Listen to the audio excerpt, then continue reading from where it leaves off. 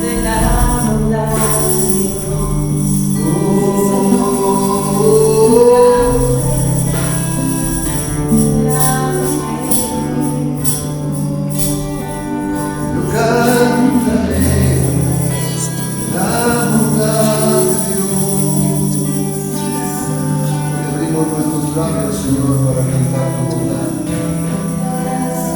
sido bondadoso, Señor. Tú eres bueno. Tú eres bueno para siempre, Todo Señor. tiempo eres bueno, Señor. En todo momento, en todo lugar eres bueno, Padre. Por eso en esta mañana te adoramos, te bendecimos. Te amamos, Señor. Tu amor nunca falla, Padre.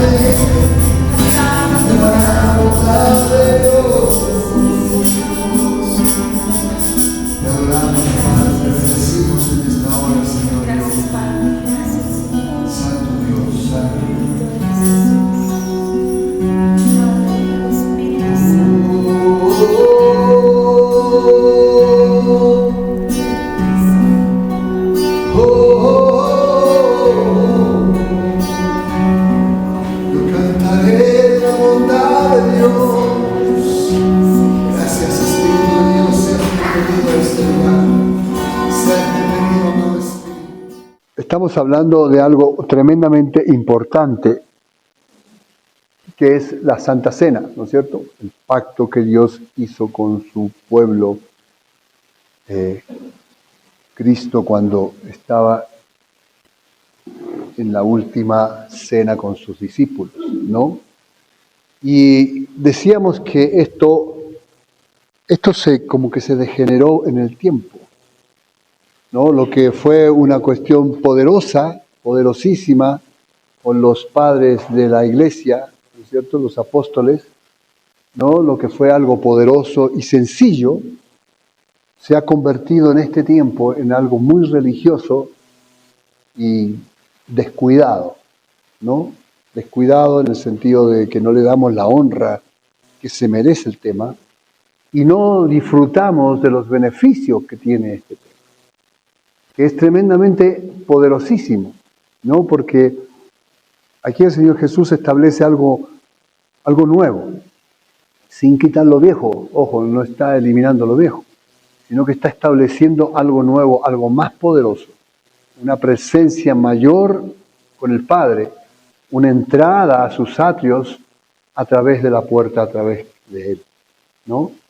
Pero el tiempo, las costumbres y las tradiciones. Por las tradiciones hemos convertido este tema de la Santa Cena en algo que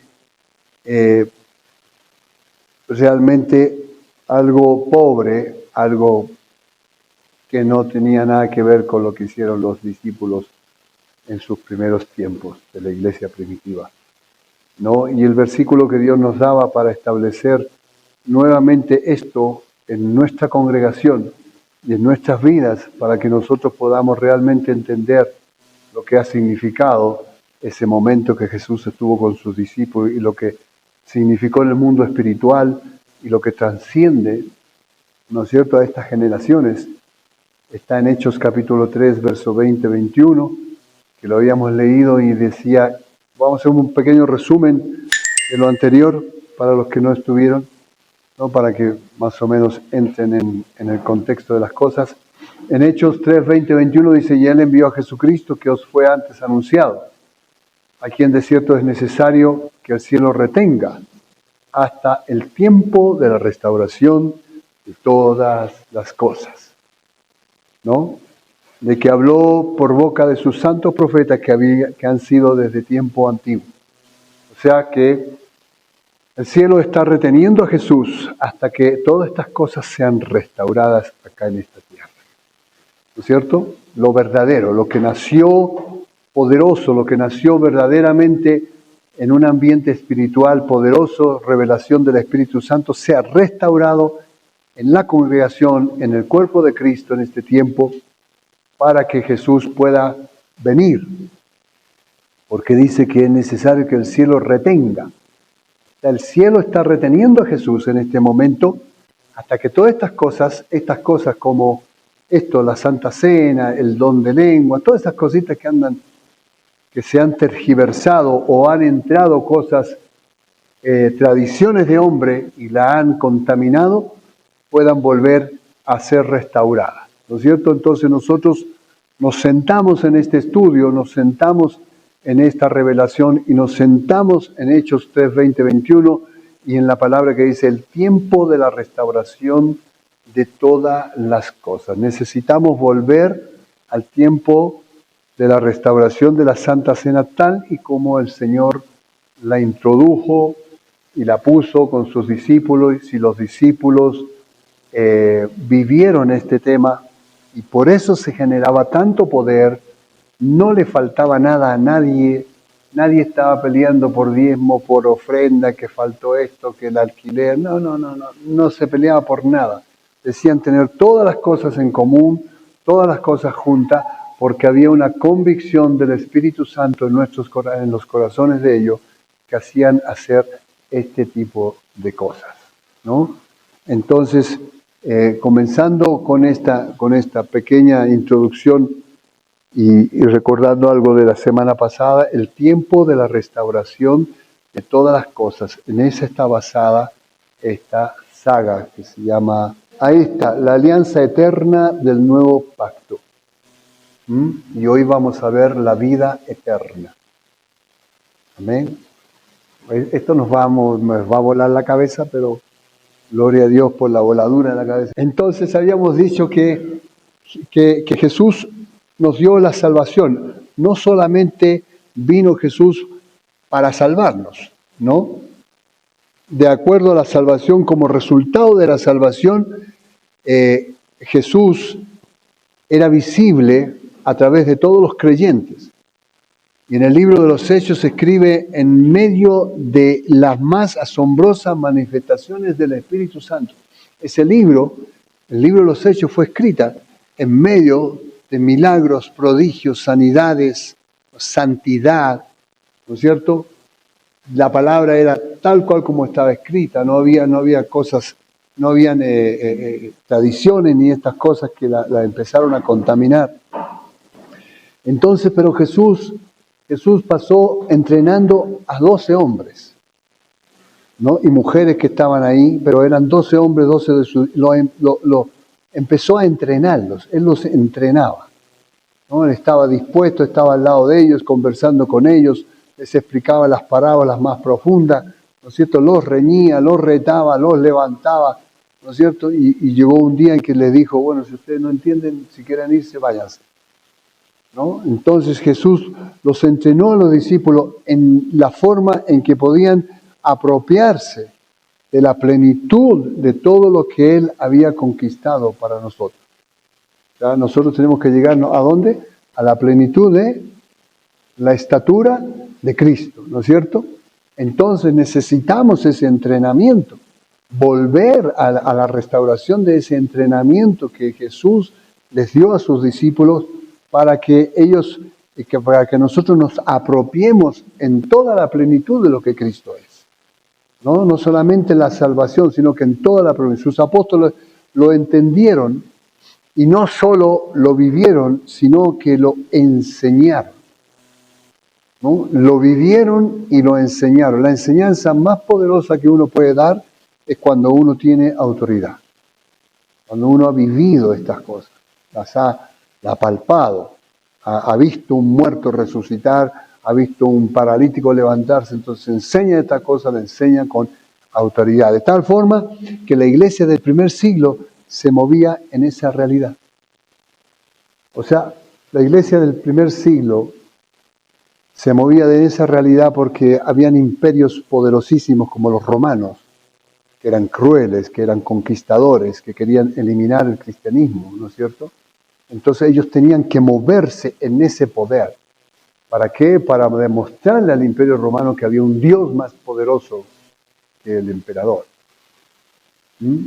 Entonces, esta gente se movía en ese poder. Y con el tiempo se fue perdiendo.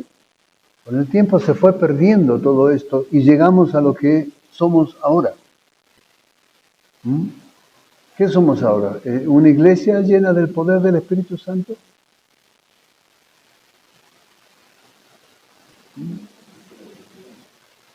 Una iglesia de tradición, exacto. Dijimos también en la anterior reunión que esto se mezcló, ¿no es cierto? Murieron los padres de la fe, murieron los apóstoles y se empezó a mezclar. Hubo un Constantino que vio una visión en el cielo, una cruz, y mezcló a los cristianos con los romanos, con los paganos. Entonces se empezó a mezclar de tal forma la cosa que llegamos a esto, tradiciones de hombre. Tradiciones de hombre. Hay algunas iglesias que la Santa Cena la hacen una vez al mes, nosotros la hacemos todos los días domingo, hasta que no entendamos esto no lo hacemos hasta cuando terminemos la saga vamos a comenzar a hacerla como corresponde. Yo me incluyo en esto. ¿Amén? Entonces, sin entrar en juicio de nada, pero la mezcla es la que entró un cáncer a la iglesia y esto lo vemos como algo más de la reunión, ¿no? Está la alabanza, está la palabra, la ofrenda, los diezmos, oramos por la ofrenda de los diezmos y tomamos la Santa Cena, ¿no es cierto? Esa es la estructura del día domingo en la reunión, ¿no es cierto? Salvo, bueno, si está en un... Pero ese es más o menos lo que se convirtió, lo que era algo poderosísimo. Lo que fue algo poderosísimo, lo que es, pero que está ahí encerrado y que nosotros tenemos que soltar, ¿no? En los Hechos, capítulo 2, verso 42-47, describe la vida y estilo de vida de la primera iglesia cristiana. Los creyentes se caracterizaban por su unidad inquebrantable. Ahí no había tutía, digamos así, perdón la expresión. No había tutía. Ellos tenían una unidad inquebrantable. La devoción a la enseñanza, una generosidad radical para cuidar a los necesitados y un crecimiento numérico constante. Ese eran lo que producía la Santa Cena, ¿no es cierto? Una unidad inquebrantable, una generosidad de la gente radical, cuidar las necesidades de cada uno. Si te faltaba algo a ti, todos nos juntamos para cubrir la necesidad del hermano. Pero no faltaba. Entonces, y un crecimiento, y así, de esa forma, Dios iba añadiendo a los que iban a ser salvos. Fíjese que nosotros para que crezca la iglesia tenemos que salir a evangelizar, ¿no es cierto? Ir a buscar las almas. Pero acá es algo, me llama esto mucha la atención, que un día lo voy a estudiar profundamente. Que el Señor añadía a los que iban a ser salvos. Solamente porque se movían en este poder, ¿no? Entonces, ¿cuál era la llave que conducía a tanto poder? Dice, y perseveraban en la doctrina de los apóstoles, en la comunión los unos con los otros, en el partimiento del pan y en las oraciones, y sobrevino temor a toda persona, y muchas maravillas y señales eran hechas por los apóstoles. O sea, la iglesia primitiva vivía en un temor de Dios constante, era todos los días. Ellos cumplían la 1 Corintios capítulo 11, donde Pablo advierte, dice, no tomen la Santa Cena ligeramente, sino que examínense cómo están mal con algunos hermanos, no la tomes, ponte de acuerdo con tu hermano primero y después en paz toman la Santa Cena, o tienes algo en contra de algo. Entonces ellos se movían en este temor, lo cual también se ha perdido en nuestra generación de ahora, en nuestra iglesia. El temor. Ya no hay temor de Dios, ¿no? El hecho de venir el día domingo, ¿no es cierto?, ya te genera un temor de Dios, ¿no? O sea, lo tendríamos que hacer por eso, por ese temor a Dios, por ese respeto, por esa honra al Señor, no por una obligación, menos por una obligación. Entonces, los apóstoles enseñaban a preservar en estas verdades, porque de ello dependía que el temor de Dios prevaleciera en la iglesia. O sea, cuando en la iglesia hay unidad, una unidad certera, cuando la iglesia se dedica a cuidar a los necesitados, cuando la iglesia realmente comparte todo lo que tiene, ¿no es cierto?, y nadie le falta nada, hay algo radical, ¿no es cierto?, hay un crecimiento numérico constante y un temor de Dios que la sostiene. Eso, hermanos míos, nos da la Santa Cena y eso se ha perdido en el tiempo. Entonces, lo que a ellos les fue revelado, Dios los está hablando otra vez en esta iglesia, nosotros, a este grupo pequeño, a este remanente. ¿No es cierto? Como les dije, yo no puedo decir si de esto se habla en otros lugares, no sé, no me interesa tampoco, pero necesito establecerlo en el cuerpo que está acá. ¿Amén? Entonces, ¿por qué es necesario restaurar primero el temor de Dios? Restaurar la unidad entre nosotros y la santidad. Y una vez que tengamos estas tres cosas restauradas, vendrán las señales. Nos seguirán las señales. Y una vez que nos seguirán las señales, numéricamente esto va a empezar a crecer. ¿Sí o no? Porque si usted se ha dado cuenta, cuando salimos a evangelizar no es lo mismo que antes. Yo me acuerdo, traigo recuerdo de Potosí, el año 90, salíamos a evangelizar. Habían 80, 70 jóvenes que se convertían ahí en el triángulo productivo. Y nadie les decía, vaya a mi iglesia, vaya, no, ellos van. Solitos se les entregaba un folleto y iban a las iglesias que querían. Pero había una conversión numérica grande, ¿no es cierto? ¿Por qué? Porque todavía existían estas tres cosas. Entonces, eso es más o menos lo que hablamos el domingo pasado, y veíamos cómo la religión destruye esto.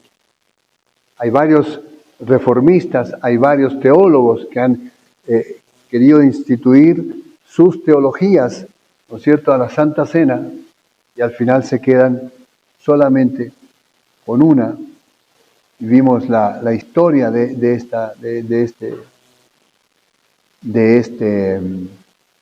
este tema, ¿no es cierto? Y hoy vamos a hablar, eso era un poco la historia, y hoy vamos a hablar ya un tema netamente que está en la Santa Cena y vamos a ver lo que es la vida eterna. ¿Qué creen que es la vida eterna usted? Conocer a Cristo, ya, perfecto. ¿Qué más creen ustedes que es la vida eterna? No morir. Ya, creo que ese es el concepto que tenemos todos, ¿no es cierto? Que vamos a morir la carne, pero el Espíritu va a vivir eternamente con el Señor, ¿no es cierto? Eso es lo que tenemos nosotros. Pero ¿cómo se genera esta vida eterna? ¿Ah? Conociendo a Jesús. Ya, por ahí vamos. Vamos a entrar en detalle. Juan capítulo 6, versos 51, 54 dice, yo soy el pan vivo. Vaya poniendo atención, mucha atención a estos versículos y como va a estar grabado seguramente sería bueno que lo repasara para después. Juan capítulo 6, versos 51, 54 dice, yo soy el pan vivo que descendió del cielo. Si alguno comiere de este pan, vivirá para siempre. Y el pan que yo daré es mi carne, la cual yo daré por la vida del mundo. ¿Se entiende hasta acá, no es cierto? ¿O la leo de nuevo? La leo de nuevo. Dice Jesús, hermanos míos, yo soy el pan vivo que descendió del cielo. ¿Qué pasó en la Santa Cena? Él partió el pan y vino, ¿no es cierto? Y acá dice, yo soy el pan vivo que descendió del cielo. Si alguno comiere de este pan, vivirá para siempre. Y el pan que yo daré es mi carne, la cual yo daré por la vida del mundo. Entonces los judíos contendían entre sí diciendo, ¿cómo puede éste darnos a comer su carne? Jesús le dijo, de cierto os digo. Mire, ponga mucha atención en esto porque uno pasa muchas veces, lo lee este versículo y Dios es el pan que descendió del cielo, ¿no? Jesús le dijo, de cierto os digo, si no coméis la carne del Hijo del Hombre y bebéis su sangre, no tenéis vida en vosotros. Hermanas, buenos días. El que come mi carne y bebe mi sangre tiene vida eterna y yo le resucitaré en el día posterior. Imagínese usted estas palabras, cómo cayeron en esa cultura judía. ¿Cómo les cayó a los fariseos que decían, ¿qué se cree este? Que yo tengo que comer de su carne, le partiré un pedacito de carne para prever una vida eterna. O sea, eran unas palabras que produjeron algo muy profundo, muy fuerte, y que muchos se fueron por esas palabras. Aquí Jesús está hablando de un asunto de vida y muerte. ¿Lo entendió? Y que es tal relevante este tema que Jesús arriesga por estas palabras el perder todos sus discípulos y encender la ira de los fariseos. Porque ni los discípulos entendían la cuestión, ¿no? Y cuando Jesús suelta una palabra a usted y no la entiende, uno como que medio que se termina revelando porque es muy fuerte lo que entra en su cabeza. Jesús estaba entregándoles la llave para la posesión total de nuestra herencia. Él estaba entregando una llave para la posesión de toda nuestra herencia y por lo tanto lo que Satanás ha querido robarnos con más vehemencia es esto a través de las generaciones. Por eso se encargó Satanás de mezclar todo el asunto, estamos hablando de la Santa Cena, de mezclar todo este asunto para que nosotros llegáramos a esta situación, a hacer un ritual de la Santa Cena, que no tenga ese poder que tenía antes, que no tenga esa revelación que tenía antes, que no tenga el resultado de la vida eterna, ¿me entiende? Entonces Satanás se encargó de meter una mezcla. Muchas veces nosotros decimos la Iglesia Católica está mezclada con los ídolos y nosotros estamos a veces peor que ella, ¿no? Una mezcla de cosas. Entonces estas palabras sacudieron a todos sus seguidores, discípulos, no discípulos, y provocaron la ira más absoluta entre los religiosos de su tiempo. De ahí donde nació, dice, a este lo tenemos que hundir porque si no estamos provocando que todo lo que hemos construido sea al tacho de la basura. Entonces, ahora, innegablemente estaba diciendo algo que estremeció el infierno mismo, algo que marcaría la división entre quienes realmente le habían sido entregados por el Padre y quienes tan solo lo seguían por curiosidad o por conveniencia. O sea, el Padre a Jesús le ha entregado a nosotros. ¿Sí o no? Jesús entregó al Padre a todos nosotros los que estamos aquí. Y a todos los cristianos, por supuesto, pero yo estoy refiriéndome a todos los que estamos acá y a los que están escuchando por YouTube. ¿No es cierto? Entonces, y aquí se tiene que ver claramente quién realmente sigue a Cristo en sus cosas o está por curiosidad o por conveniencia. Por eso es necesario, tan importante, restaurar el tema.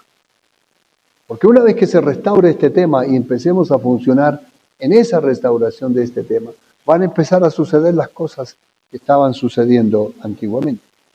Entonces, cuando Jesús fue engendrado, acá tiene que poner mucha atención, por favor, no se me vaya a rayar, pero ponga atención si quiere preguntar algo después. Cuando Jesús fue engendrado, cuando estuvo en el vientre de María, la naturaleza del Padre se fundió con la de la mujer. Acuérdese que Jesús nació solamente por obra del Espíritu Santo No hubo una unión normal como nosotros, hombre-mujer. ¿Se entiende lo que estoy diciendo? ¿Se entiende? ¿Sí?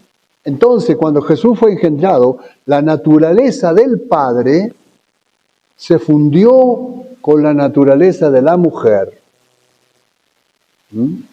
Y la sangre solo puede ser transmitida a través de la simiente del hombre al óvulo de la mujer.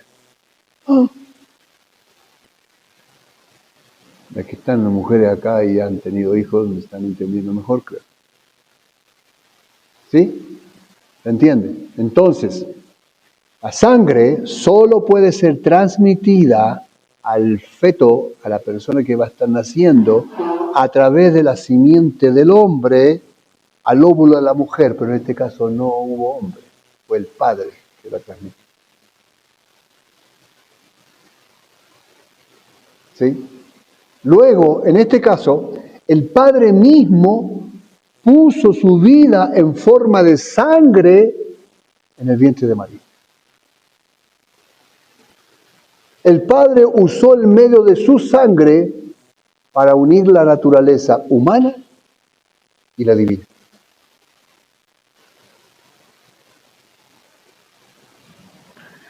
Entonces, por medio de esta sangre dada por el Padre, no por el hombre humano, por el Padre, que la sangre de Jesús se forma. Ya también estaremos hablando de la sangre algún día. Porque también la sangre ha utilizado, me cubro con la sangre de Jesús, no sabemos ni lo que decir. ¿No? Te reprendo y la sangre de Jesús está encima tuyo. Lo decimos porque lo hemos escuchado nomás. No entendemos todavía Pero ahora estamos en esta cuestión. Por este medio de esta sangre dada por el Padre, que la sangre de Jesús se forma. La sangre de Jesús se forma a través del Padre. ¿No es cierto? Puesta en María. La eternidad penetró el tiempo y habitó por primera vez en un cuerpo en la concepción de Jesús. Y esto se llama vida eterna. Por eso María, lo que Dios escogió fue una virgen que no había sido tocada por hombre, para que esto pueda ser real. ¿Se entendió?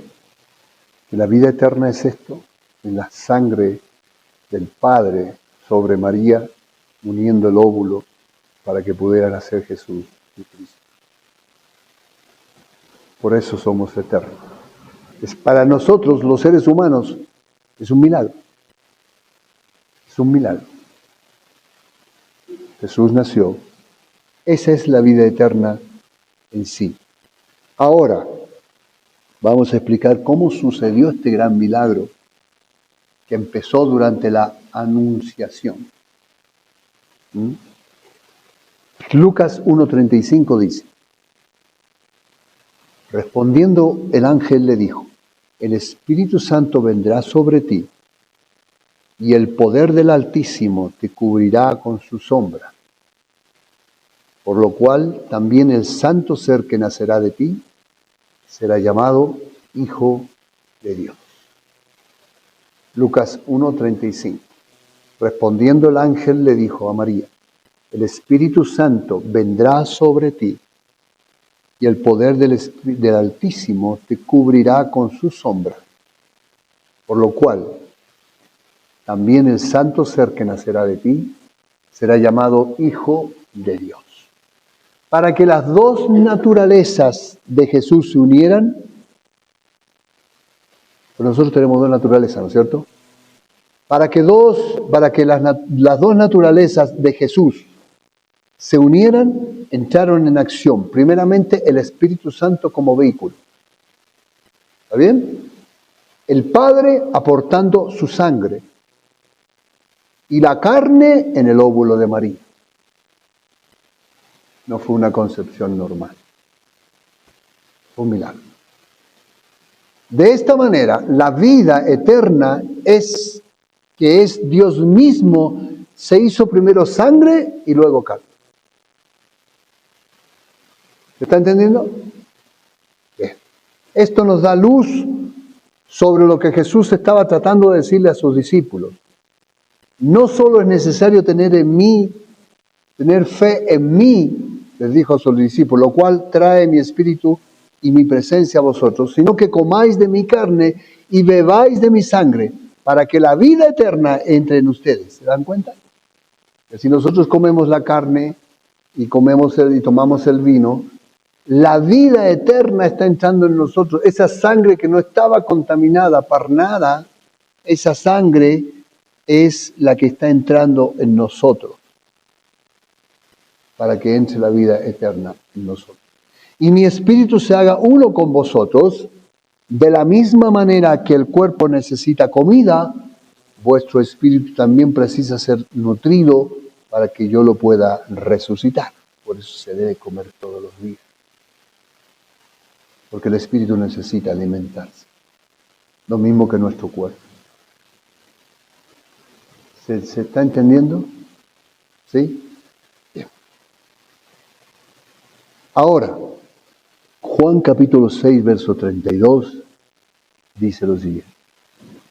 De cierto os digo, no os dio Moisés el pan del cielo, mas mi Padre os da el verdadero pan del cielo. Porque el pan de Dios es el que descendió del cielo y da vida al mundo. Lo repito nuevamente. Juan 6:32. De cierto os digo, no os dio Moisés el pan del cielo, mas mi Padre os da el verdadero pan del cielo. Porque el pan de Dios es el que descendió del cielo y da vida al mundo. En Juan capítulo 6:55 dice, Él dijo, porque mi carne es verdadera comida y mi sangre es verdadera bebida. Ahora Jesús quiere decirnos que el espíritu del hombre necesita comer para vivir. Y hace una analogía con el caminar sobrenatural del pueblo de Dios en el desierto. Y debemos notar aquí que para que el Padre pueda dar vida es necesario que presente a Jesús en forma de alimento. ¿Se está entendiendo? Esto es pan. Toda vida creada por Dios necesita no solo nacer, sino alimentarse. De otra manera, se debilitará y morirá. Lo que es verdad para lo terrenal, es verdad para lo espiritual. Jesús no hablaba al azar. Sus palabras eran cuidadosamente escogidas porque llevaban en ellas el Espíritu del Padre. La vida eterna la estamos viviendo ya ahora. ¿Por qué? Porque tenemos un propósito en la tierra. Nosotros hemos sido enviados con un propósito, ¿no es cierto? Vamos a cumplir ese propósito y vamos a volver a la vida eterna. Hechos capítulo 2, verso 46, dicen, y perseveraban unánimes cada día en el templo. ¿Cuánto perseveraban unánime? ¿Una vez a la semana? Ya, ves que esa cuestión del domingo también fue una cuestión que se mezcló, porque la vida de los discípulos era vivir en el templo, vivir afuera predicando, vivir en van y vienen, van y coman con los demás, y no es como nosotros, está totalmente tergiversado, ¿no? Por eso tiene que venir Jesús a restaurar, antes de que Él venga, tienen que ser restauradas todas estas cositas. Entonces dice, y perseveraron unánimes cada día en el templo. ¿Y qué hacían? Partiendo el pan en las casas, comían juntos con alegría y sencillez de corazón. Amados, aquí Jesús va a introducir algo muy poderoso en estos versículos, en este versículo. Y escoge para ellos términos cotidianos como comer y beber. Son términos cotidianos, ¿no es cierto? No está hablando de un ritual, ni de un memorial, ni está usando palabras religiosas en lo absoluto, sino que de algo tan sencillo como lo es nuestro sustento diario. Él está hablando de algo tan sencillo como comer diariamente, ¿no es cierto? Ahora vamos a ir a almorzar porque necesitamos, a la noche que necesitamos. Entonces nuestro espíritu, para poder vivir y fortalecerse, necesita comer todos los días igual que nuestro cuerpo, ¿o no? Y una parte del alimento es la oración, otra parte del alimento es el ayuno, otra parte del alimento es la palabra y otra parte del alimento es la Santa Cena. Porque hemos dejado una parte. O sea, le está faltando como vitamina, ¿no? Entonces, dice, él estaba estableciendo algo que sería una forma de vida. O sea, es algo normal en nuestra vida todos los días, diariamente. Algo que se debía hacer a diario. Jesús quería hacerse presente en nuestro espíritu todos los días. Y si Él hubiera querido darnos un ritual, como se transformó, que se hiciera una vez al mes o al año, hubiera usado términos que simbolizarían una ocasión especial. Pero comer y beber no son celebraciones anuales o mensuales o semanales, sino son algo vital y cotidiano. Si no lo hacemos todos los días, nos debilitamos. Por eso, dice la palabra, por eso el apóstol Pablo coloca en la parte donde dice que tengamos cuidado de no comer la Santa Cena indignamente, dice, hay muchos debilitados. El cuerpo de Cristo en el mundo entero está debilitado. Estamos debilitados, hermano. Por eso hay desánimo, por eso no hay ánimo para venir a orar, para muchas cosas, por eso, porque estamos debilitados por esta situación. Dios está revelando que por esta situación el cuerpo está debilitado, porque esto tiene que ser algo vital y cotidiano. No necesita estar usted acá en la iglesia, usted en su casa tranquilamente, examinándose, comer su pan y beber su santa cena. Y si no son cristianos los que están en su casa, hágalo solo. Porque ahora está entendiendo por qué hay que hacerlo. ¿Me entiende? Entonces la iglesia primitiva entendió esto sin ningún problema. Ellos no se hicieron ningún lío. ¿Usted cree que Pedro decía, Señor, pero y la teología dice esto y la cuestión de allá dice todo? Pedro saltó y después vino Juan y dijo, pero Señor, ¿cómo tu cuerpo vamos a comer? Ay, no se hicieron líos para nada. Ellos entendieron, comprendieron y lo aplicaron. Y cuando lo aplicaron, vieron las señales y prodigios y milagros. Por eso se movía tanto poder. Por eso estaban convencidos de que ayudar a una persona no significaba nada, sino que yo tenía un auto, lo vendía, pum, ahí estaba mi carreta, porque en ese tiempo no sé si había auto. Vendía la carreta y ayudaba pues a la gente. No había egoísmo en mi corazón, no había ese es mío, es tuyo. No, ellos no funcionaban así. No funcionaban así. ¿Se entiende o no se entiende? Funcionaban todos los días con el granero. El granero estaba ahí, le daban comida a la gente, a los pobres, se movían de esa forma. Por eso los romanos estaban sorprendidísimos de lo que estaba pasando. Por eso los reyes querían escuchar a Pablo. Algunos le dijo, Pablo, las letras te están volviendo loco, ¿cómo decís?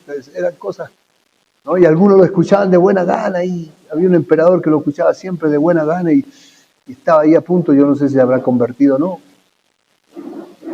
¿Se entiende?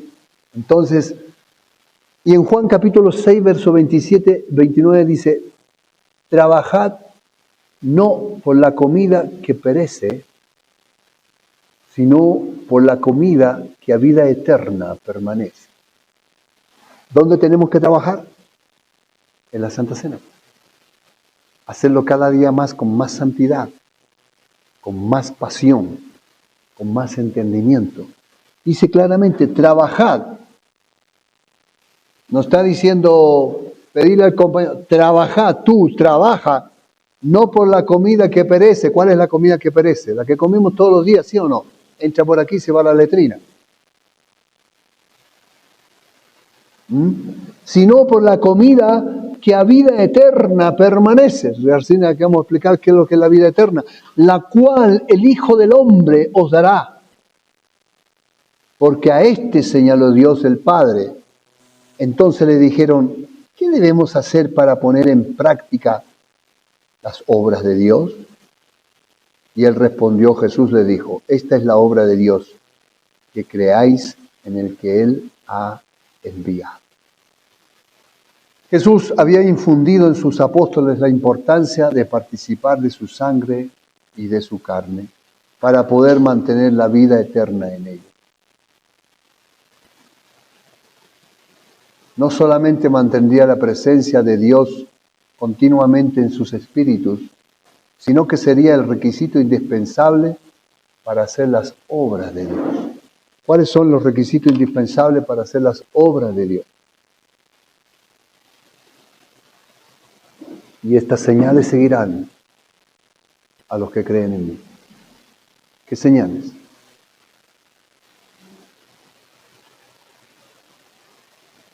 Poder, señales, prodigios, sanar enfermos, resucitar muertos, echar fuera demonios.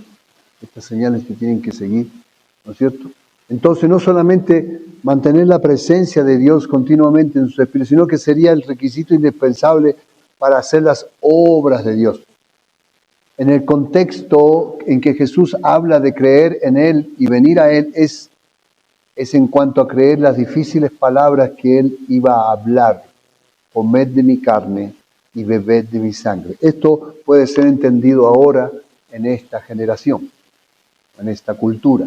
Pero retroceda cuántos años atrás, cuando estaban los apóstoles decir esto en la cultura judía, donde solamente conocían lo que traía Moisés, era para hacer así y agarrar al que estaba hablando y tratar de matar.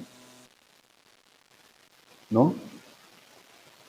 Entonces, Juan capítulo 6, verso 35, dice, yo soy el pan de vida. El que a mí viene nunca más tendrá hambre. Y el que en mí cree no tendrá sed jamás. Juan 6, 57. Como me envió el Padre viviente, yo vivo por el Padre, así el que me come, él también vivirá en mí. Imagínense esta palabra en ese tiempo. Dice en Juan capítulo 14, verso 10, ¿no crees que yo soy en el Padre y el Padre en mí? Por mi propia cuenta, sino que el Padre que está en mí, Él es el que hace las obras. Ahora Jesús tenía muy claro que era el Padre el que operaba a través de Él para hacer las obras de Dios. Más adelante en este mismo Evangelio podemos leer Jesús quería dejarnos por herencia la misma forma de operar y de vivir que Él tuvo. Por algo dice que ustedes harán mayores cosas que yo. Y para esto necesitaba que nuestro espíritu participara de su propia carne y de su propia sangre. Al hacer esto, nuestro espíritu permanecería en Él y esto haría que nuestras oraciones fueran escuchadas y que su vida fluyera a través de nosotros para hacer las obras de Dios. ¿Se está entendiendo, no? La 1, la 2, la 3. Sí. Juan capítulo 6, 56 dice, el que come de mi carne y bebe de mi sangre, en mí permanece, y yo en él. Juan capítulo 15, verso 1 al 3 dice, yo soy la vid y vosotros los pámpanos. El que permanece en mí y yo en él, éste lleva mucho fruto, porque separados de mí nada podéis hacer. El que en mí no permanece será echado fuera, como pámpano, y se secará, y los recogen y los echan en el fuego y arde. Si permanecéis en mí y mis palabras permanecen en vosotros, pedid lo que queráis, y os será hecho. Como el comer y el beber son términos cotidianos, también lo es así el permanecer. Este último, permanecer, significa una morada permanente, el lugar donde vivimos todos los días, ¿no es cierto? Yo permanentemente vivo en Lechuguilla, permanentemente vivo allá en mi casa. Jesús, hablando más adelante en sus enseñanzas acerca de esta permanencia, dijo acá en Juan 15:1-3, que lo hemos leído recién. Ahora, ¿cómo vamos a permanecer en Él? Resumiendo todo, es comiendo de su carne y bebiendo de su sangre y guardando sus mandamientos. Así permanecemos en Él. Amén. Ahora, ¿cómo sucede este gran misterio? Así sucede este gran misterio de la Santa Cena. El hombre fue creado para vivir y experimentar dominio en dos dimensiones. Dos dimensiones. Una material y una espiritual. ¿Está bien? Somos esencialmente espíritu, vivimos en un cuerpo y tenemos un alma, que es el instrumento para comunicarnos y expresarnos en el mundo material. Entonces el mundo espiritual se nutre de lo espiritual y el material de lo terrenal. ¿Se entiende, hermanos? ¿Sí? Bien.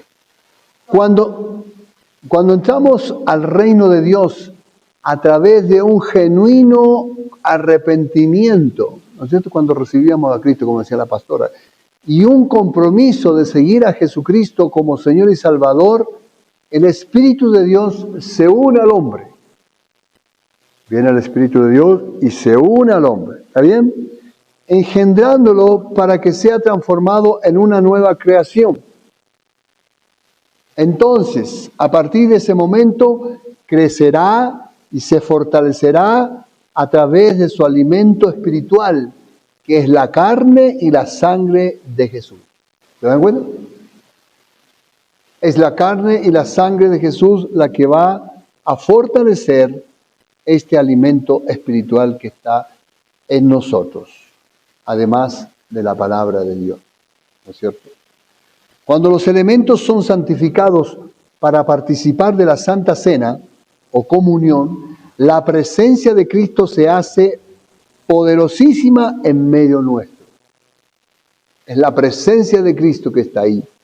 Esto no es un ritual ni un memorial, es algo genuino y verdadero que sucede en el mundo invisible, en el mundo espiritual. Por eso, amados hermanos míos, hay una palabra muy certera, muy fuerte, muy profunda y muy de tomar en cuenta.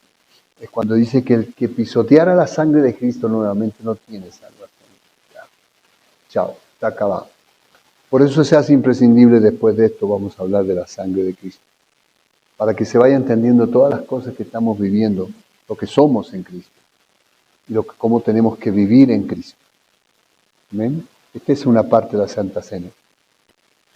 Ahora, Hechos capítulo 2, al verso 42-47, lo que habíamos leído. Dice, todos los que habían creído estaban juntos y tenían en común todas las cosas y perseveraban unánimes cada día en el templo y partiendo el pan en las casas, comían juntos con alegría y sencillez de corazón, alabando a Dios y teniendo favor con todo el pueblo, y el Señor añadía cada día a la iglesia los que habían de ser salvos. 1 Corintios capítulo 6, 17 dice, el que se une a Jesús, un espíritu es con él. Nuestro espíritu absorberá dentro de sí la vida de Dios.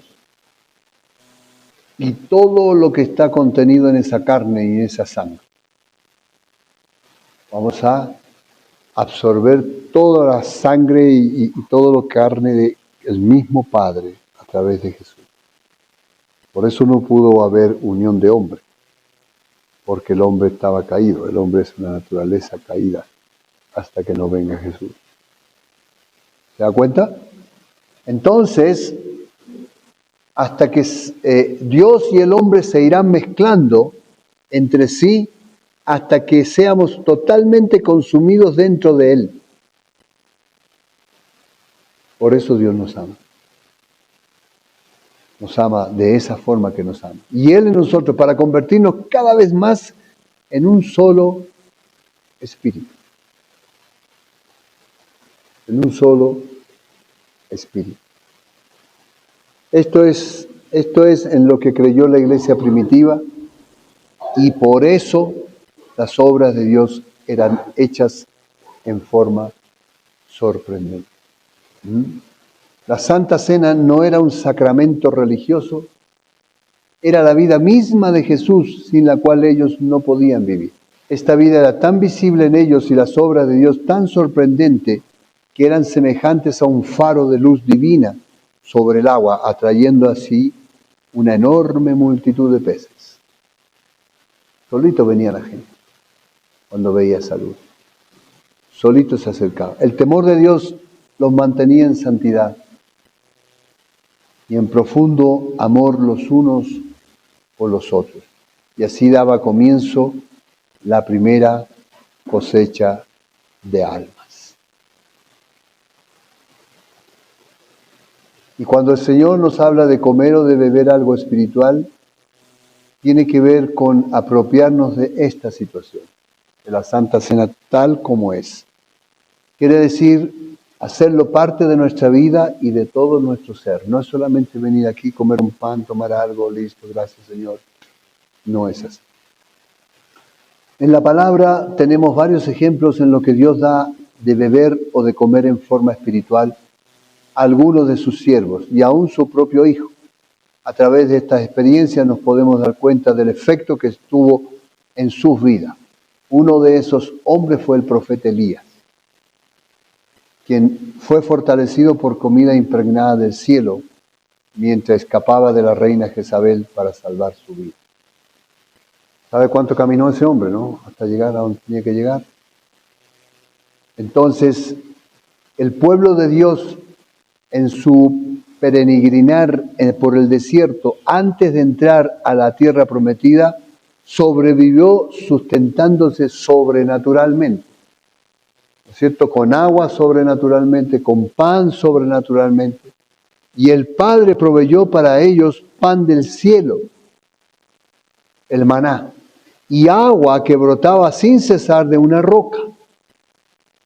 Esto era como una figura que tipificaba el alimento espiritual que Jesús nos daría en su carne y en su sangre.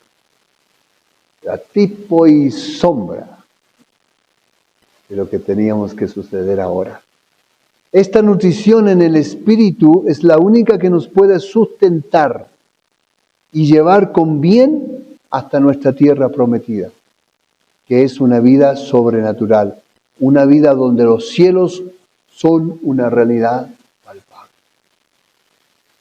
Todos los días caminar bajo cielos abiertos. Ellos no se enfermaban. Sus ropas y sus zapatos no se envejecían. Y aún crecían en los cuerpos de los niños y los jóvenes. El pan y el agua hacía descender toda la sobrenaturalidad del reino de Dios en medio de ellos. Y esto es lo que sucede cuando comemos esa verdadera comida y esa verdadera bebida.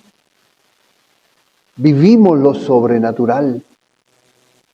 Andamos en lo sobrenatural. Somos luz, tenemos tanta luz en nuestro corazón que de repente usted entra a un lugar que no tiene luz, está oscuro y usted brilla. Ese es el poder que hay. En 1 Corintios capítulo 10, verso 1 al 4 dice: porque no quiero, hermanos, que ignoréis que nuestros padres todos estuvieron bajo la nube y todos pasaron bajo el mar, y todos en Moisés fueron bautizados en la nube y en el mar, y todos comieron del mismo alimento espiritual, y todos bebieron de la misma bebida espiritual, porque bebían de la roca espiritual que los seguía, y la roca era Cristo. Y por último, el ángel de Jehová no es otro sino Jesús antes de su venida en carne. Aquí él le da una comida que afecta de tal manera a todo su ser que lo lleva a un caminar sobrenatural hasta el monte de Dios. Algo poderosísimo sufrió el cuerpo de Elías al comer esa comida. La torta era pan natural, lo mismo que el pan de la Santa Cena. Pero por cuanto es dada por el ángel de Jehová, el espíritu de Elías es lleno del poder sobrenatural de Dios.